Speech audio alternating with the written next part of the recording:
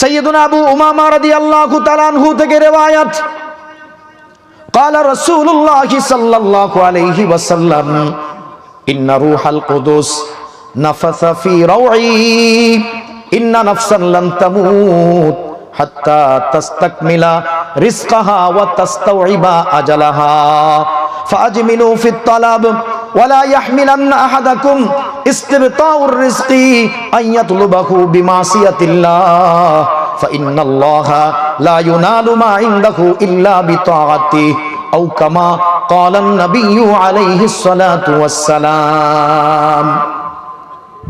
সাইয়্যিদুনা আবু উমামা রাদিয়াল্লাহু তাআলা আনহু থেকে রিওয়ায়াত, আল্লাহর নবী ইরশাদ করেছেন, ইন্না রূহাল কুদুস, জিবরিল আমিন তিনি আমার আত্মার মধ্যে, আমার অন্তরে, নাফাসা ফি রাউই, আমার অন্তরে ঢেলে দিয়েছেন।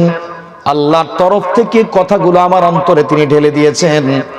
ইন্না নাফসান লান তামুত, ইন্না নাফসান লান তামুত, কোন ব্যক্তি মৃত্যুবরণ করবে না, হাত্তা তাস্তাকমিলা রিজকাহা ওয়া তাস্তাউইবা আজালাহা, যতক্ষণ পর্যন্ত সে আল্লাহর তরফ থেকে তার জন্য বাজেটকৃত, বরাদ্দকৃত রিজিকটা পূর্ণ না করবি, শেষ না করবি, এবং আল্লাহর তরফ থেকে তার জন্য বরাদ্দকৃত বয়সটা শেষ না করবি।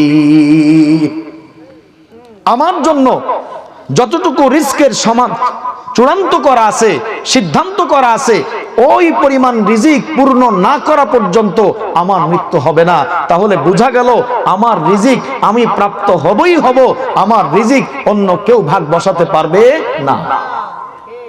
শুধু মিছামিছি আমি ঝগড়া করি আরেকজনের সঙ্গে দ্বন্দ্ব করি, মিছামিছি দ্বন্দ্ব করলেও ততটুকুই পাবো, দ্বন্দ্ব না করে হালাল উপায়ে, স্বচ্ছ তরিকায়, স্বচ্ছ উপায়ে চেষ্টা করলেও ওইটুকুই পাবো, পরিমাণ অতটুকুই। শুধু পন্থা পদ্ধতির কারণে আমি আল্লাহর কাছে হয়তো আসামি হয়ে যাব অন্যায় পদ্ধতি অবলম্বনের কারণে, আর ন্যায় নীতির সাথে ভালো পন্থা উপার্জনের কারণে আল্লাহর কাছে প্রশংসিত হব। পার্থক্য শুধু এতটুকু।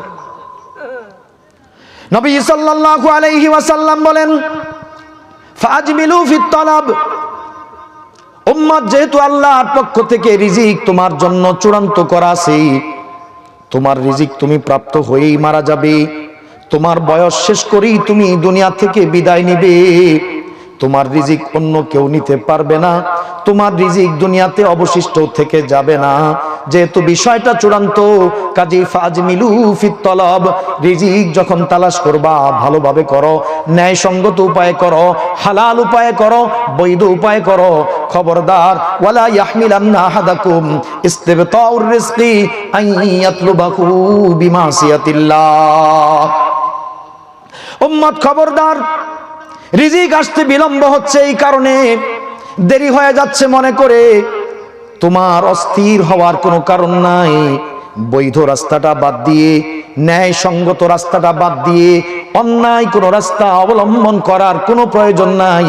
তুমি এত উৎসাহী হয়ে অন্যায় কোনো পথে যাওয়ার চেষ্টা করো না, কারণ ফাইন্নাল্লাহা লা ইউনালু মা ইনদাহু ইল্লা বিতাআতিহি, আল্লাহর কাছ থেকে নিতে হলে আল্লাহর আনুগত্য ছাড়া জোর জবরদস্তি করে আল্লাহর সিদ্ধান্তের বাইরে কিন্তু কেউ এক চুল পরিমাণ নিতে পারবে না। কাজেই রিজিকের পরিমাণও যেহেতু চূড়ান্ত, আমার রিজিক আমার জন্যই চূড়ান্ত, আমার রিজিক কেউ নিতে পারবে না, আগেই সব বরাদ্দ করা, আমার রিজিক আমি ভোগ করব, আমার হায়াত আমি শেষ করব। তাহলে বিনা কারণে কেন আমি অন্যায় পথ অবলম্বন করে আল্লাহর কাঠগড়ায় আসামি হয়ে দাঁড়াতে চাই?